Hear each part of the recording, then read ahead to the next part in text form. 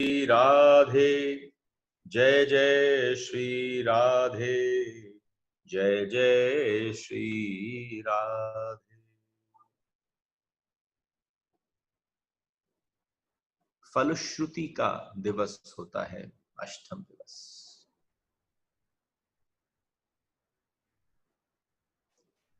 और आप समझो, मधुराष्टकम किसी ने फल के लिए नहीं सुना है, न मैंने किसी प्रकार के फल के लिए इसे कहने का या श्रवण कराने का ये संकल्प लिया था। ये आप में से ही किसी एक बीच में हमारी स्नेह जी हैं, स्नेह दीदी हैं, उन्होंने हमसे कहा कि क्यों नहीं मधुराष्टकम करें। और आपको बताऊं, मतलब ये भी बिल्कुल एक नया एक्सपीरियंस रहा है। आप इसको नया नहीं कह सकता।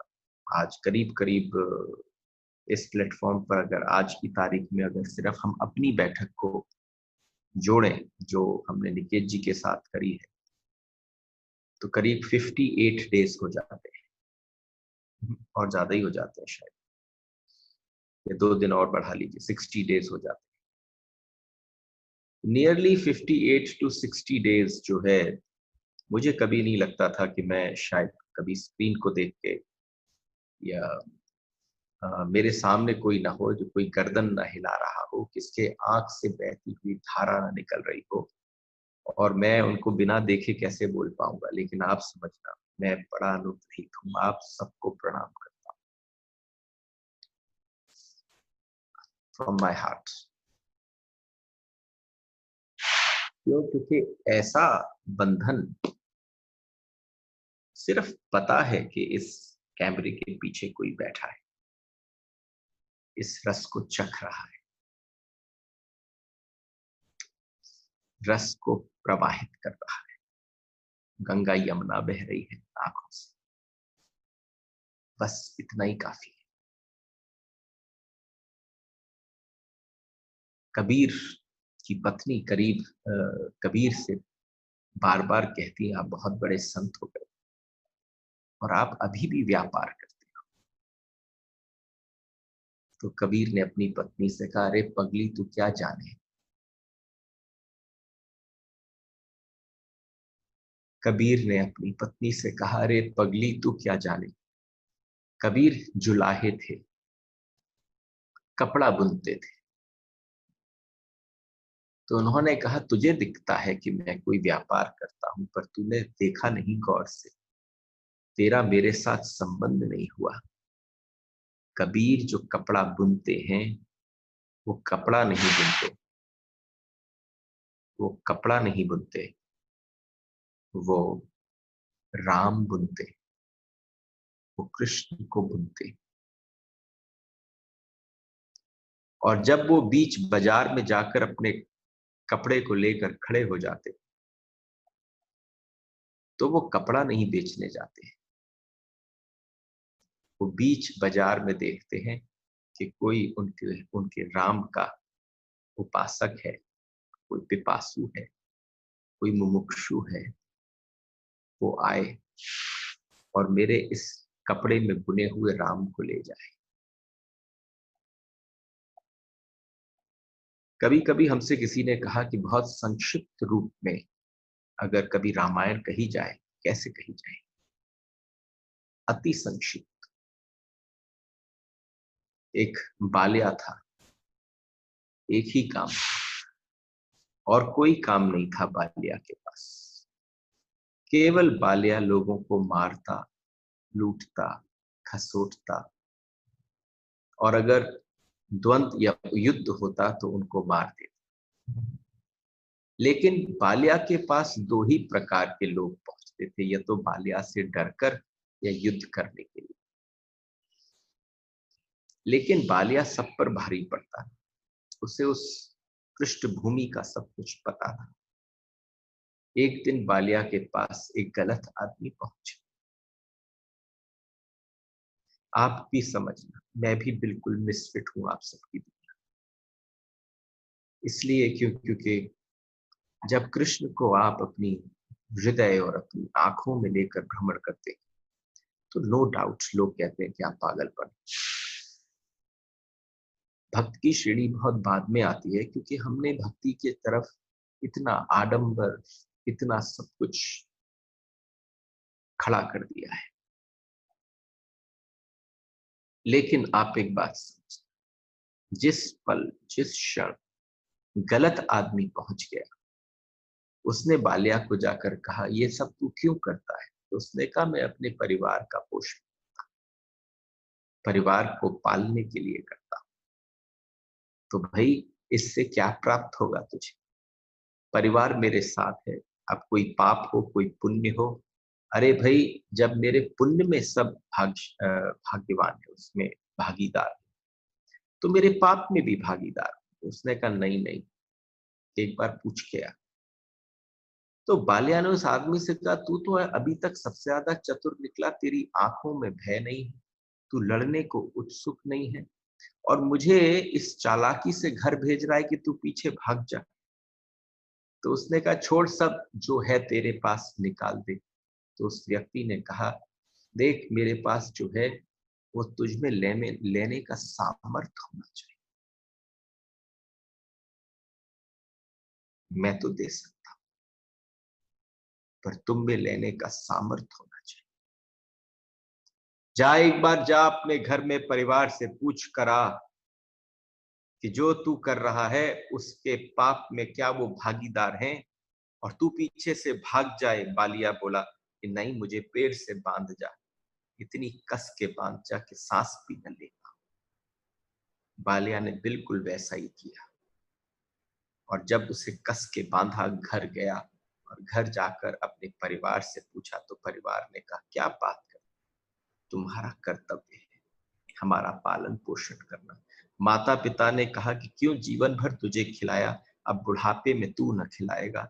बालिया लौट कर आया, उनके उत्तरों से मोहग्रस्त हो गया, जो मोह था वो भंग हो गया। और मोह भंग हुआ जब पहुंचा तो उसने उनको खोल कर कहा ला तेरे पास जो है वो मुझे दे दे। क्यों? क्योंकि वो मेरे पाप में भागीदार होने को नहीं, अब ये पाप अर्जित करने का कोई काम नहीं। जिनको बांधा वो नारद थे, जिन्होंने दिया, जिन्होंने दिया, जो दिया उन्होंने, वो राम का नाम था। आपके हृदय रूपी पात्र में मैंने मधुराष्टकम के अष्ट इस सागर के सिंधु में से कुछ बिंदु डाले। ये रसमय बन सकते हैं, दिव्य बन सकते हैं, आत्मा की आत्मानुभूति का कारण बन सकते हैं, अभीप्सा बन सकते हैं, आकांक्षा बन सकते हैं, वे सब कुछ बन सकते हैं। ये आपके ऊपर निर्भर करता है, आपने अपने पात्र को कैसे बनाया। इसीलिए मैंने कहा कि आज का दिवस जो है वो फलश्रुति का दिवस है।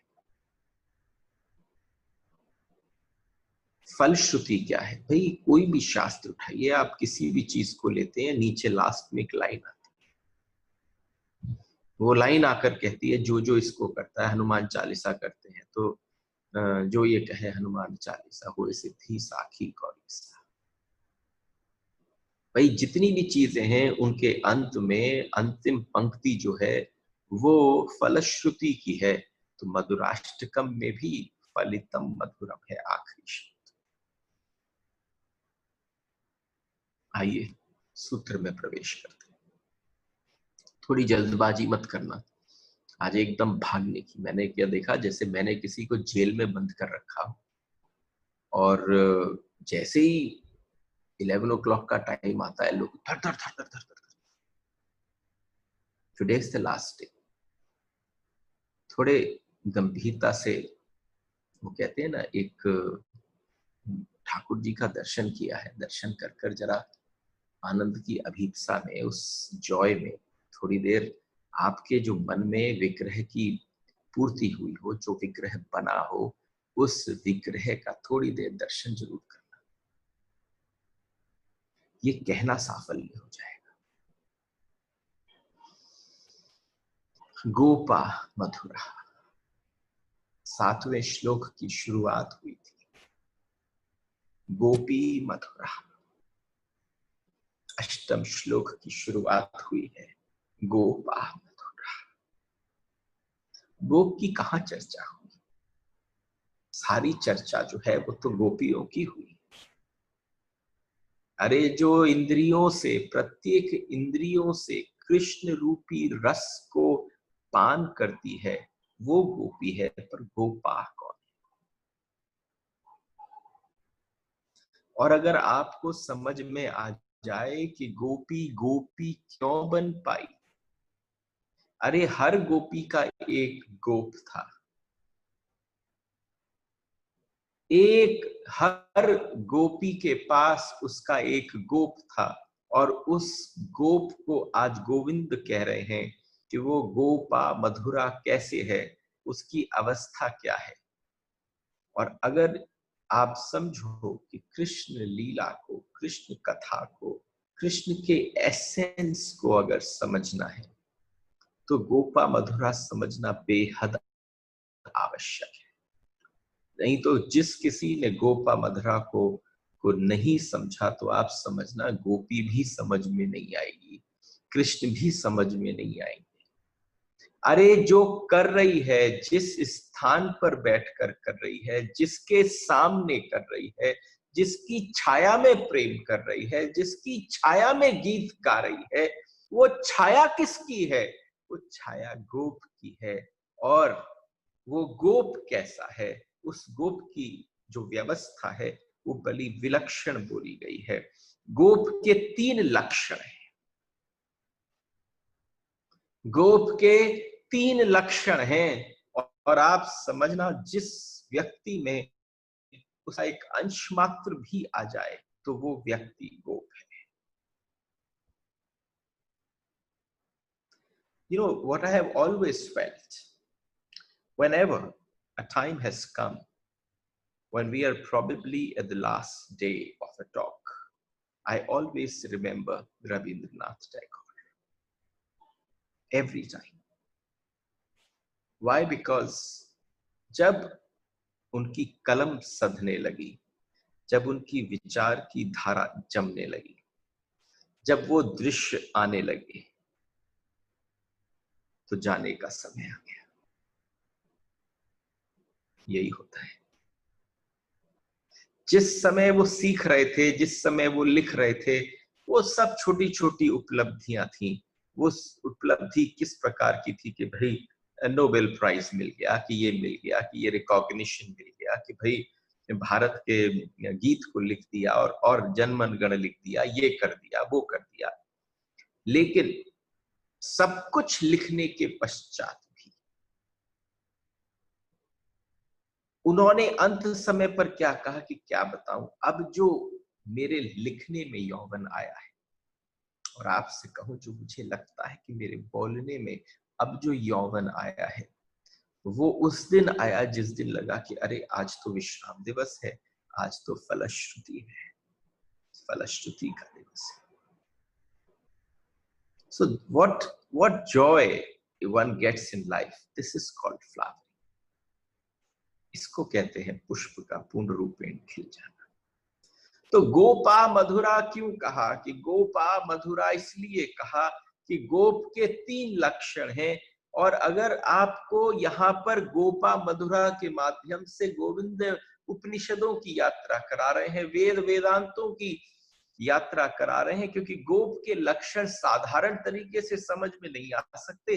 कोई व्यक्ति समाधि में बैठा हो और गृहस्थी में बैठता हो, और उसके बच्चे उसकी चांद पर नाचते हो, कंधे पर बैठते हो, लघु शंका और दीर्घ शंका उसकी छाती पे कर देते हो, और चला जाता हो व्यापार करने, अपनी गैयाओं को चराने, दूध दोहने के लिए। लेकिन उसके पश्चात उस गोप के जो परम लक्षण है, जिसको कह दिया जाए कि वो गोपा मधुरा क्यों है? अरे वो गोपा मधुरा इसलिए है क्योंकि उसके 3 लक्षण हैं। जरा गौर से श्रवण करना, क्योंकि अगर एक मात्रा भी आप इधर उधर चूक गए तो आपको समझ में नहीं आएगा कि गोप मधुर क्यों है, गोपा मधुरा क्यों कहा, और अंत में आखिरी फलश्रुति क्यों कही कि अरे कृष्ण भक्ति, कृष्ण लीला किसी को समझ में ना आए, कृष्ण की कथा किसी को समझ में ना आए। कब तक नहीं आएगी? जब तक गोप को नहीं समझोगे। अरे उस गोप की छाया में कृष्ण की गोपी पलती है, उसकी छाया में कृष्ण की गोपी वास करती है, और जब उस छाया में रहती है, उसने कितनी मुक्तता, उसने कितनी स्वतंत्रता अपनी गोपी को प्रदान कर रखी है कि जा अपनी इंद्रियों से, अरे एक व्यक्ति चाहता है कि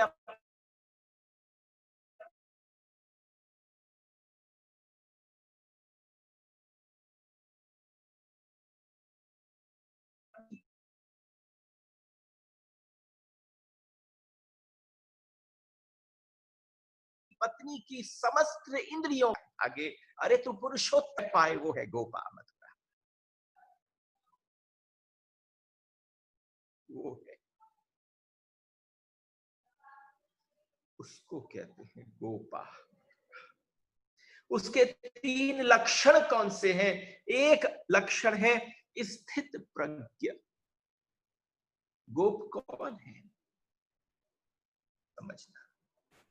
हमने आपसे कहा, अभी तो हमने आपको भक्ति के मधुराष्टकम के सिर्फ भक्ति प्रकरण का वो समझाया। अगर इसमें कहीं हम वेद वेदांत की बात करते तो ये 60 70 80 दिवस का एक एक दिन, एक एक शब्द के अंदर, और हम उठाते अध्यात्म उपनिषद में ये लिखा है, ईशावास्य में ये लिखा है, और हमारे कठोपनिषद के भावों में ये लिखा है।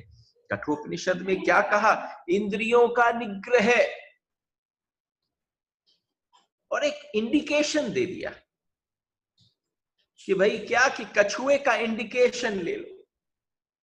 और हमारे बड़े बड़े महात्माओं ने सोचा कि भाई इंद्रियां सिकोड़ लो, इंद्रियों को सिकोड़ना ही स्थित प्रज्ञता है। लेकिन नहीं, गोपों ने कह दिया इंद्रियों को सिकोड़ने से कुछ नहीं होगा, बाहर की इंद्रियों को फोड़ने से कुछ नहीं होगा, कान में रुई ठूसने से कुछ ना होगा, मुंह को बंद कर लेना, खाने को छोड़ने से कुछ ना होगा, क्योंकि कृष्ण का भक्त जो है वो कुछ छोड़ नहीं सकता, क्योंकि कृष्ण को सारे रस चाहिए, और समस्त रस कृष्ण को किससे प्राप्त होते हैं? उससे प्राप्त होते हैं जिसके जीवन में सारे नवरस। अरे जिसके जीवन में रस नहीं होगा तो वो रसों का ग्राह कैसे करेगा, रसों को पाएगा कैसे? और जिसकी पूजा कर रहा है वो सभी रसों का समन्वय है। तुमने कह दिया मैं ये नहीं वो नहीं, तुम नीरस हो गए। अरे कृष्ण कहते हैं मेरे पास आजा, तुझे सरस करके भेज दूं। कृष्ण का कहना है कि तू मेरे पास आ गया तो तुझे सरस करके भेज दूंगा। तो गोप के तीन लक्षण हैं। पहला लक्षण है स्थित प्रज्ञा, पहला लक्षण स्थित प्रज्ञा। दूसरा लक्षण स्थिर प्रज्ञा। पहला स्थित प्रज्ञा, दूसरा लक्षण स्थिर प्रज्ञा, और तीसरा लक्षण स्थापित प्रज्ञा। जिसमें ये तीन लक्षण हो वो गोप है।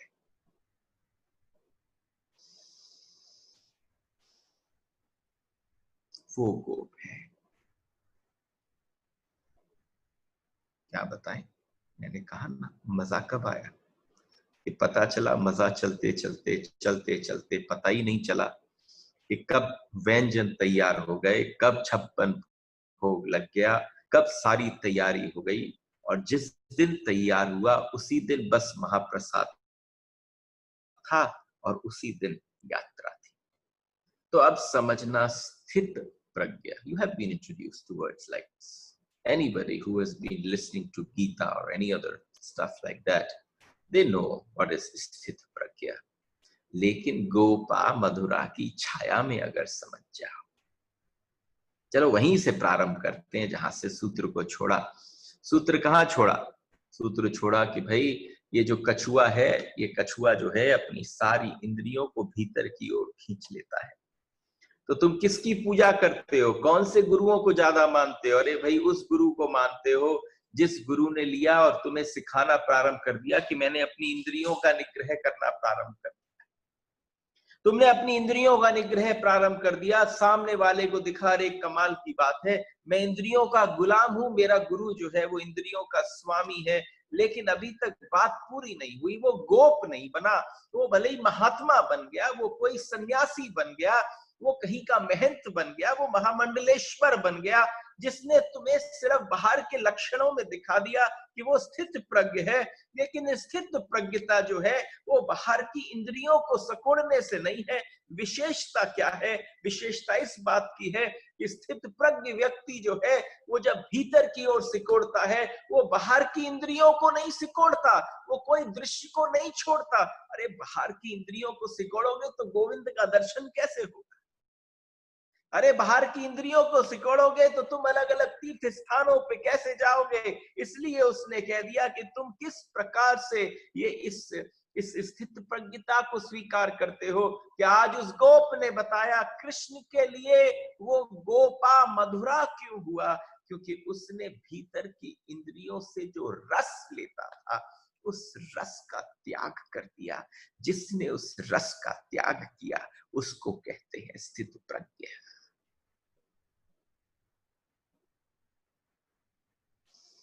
तुमने अपने मुंह में कुछ खाया, उस चीज का जो रस तुम्हारे भीतर गया, उस रस को जिस व्यक्ति ने उस रस का दास नहीं बना, उस रस को उसने लिया और कहा अरे वाह, अगली बार यही ठाकुर के भोग में बनाना, इससे सुंदर कुछ नहीं है। ये भक्ति का भाव है।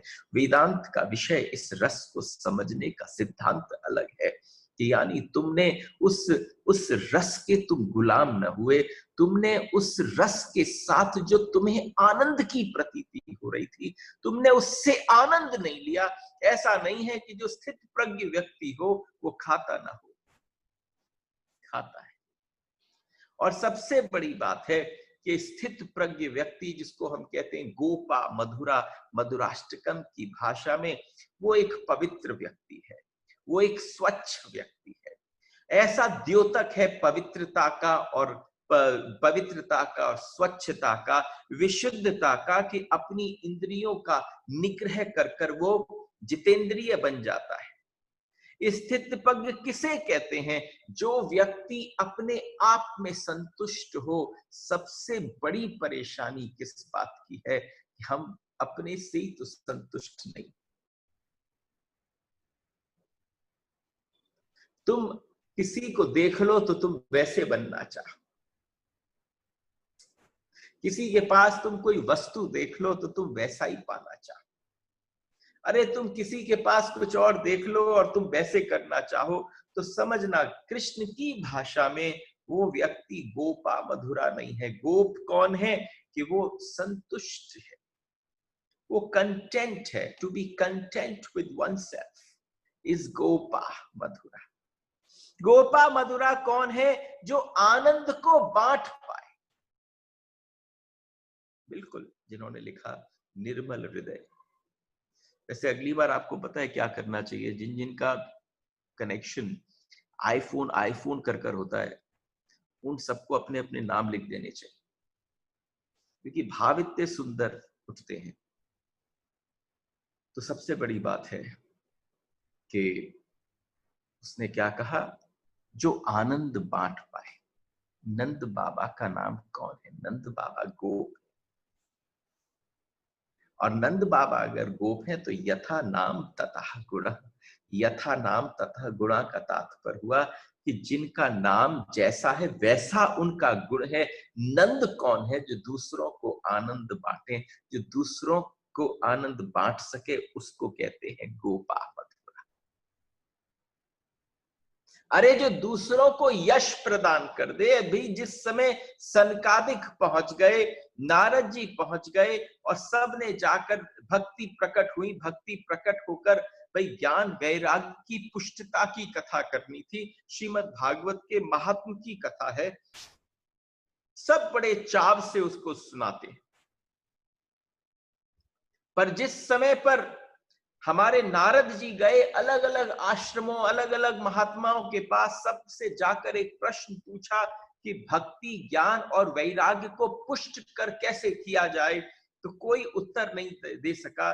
उस समय सनकादिकों ने उत्तर दिया। उन्होंने कहा, क्या नारद जी, आप स्वयं भक्ति के प्रतीक हो, आप नहीं जानते कि भक्ति प्रदान कौन करता है? कि श्रीमद् भागवत भक्ति प्रदान करती है। आप श्रीमद् भागवत की कथा कहीं पर भी विराजमान करिए, वहां भक्ति, ज्ञान, वैराग्य तीनों एक साथ पुष्ट हो जाएंगी।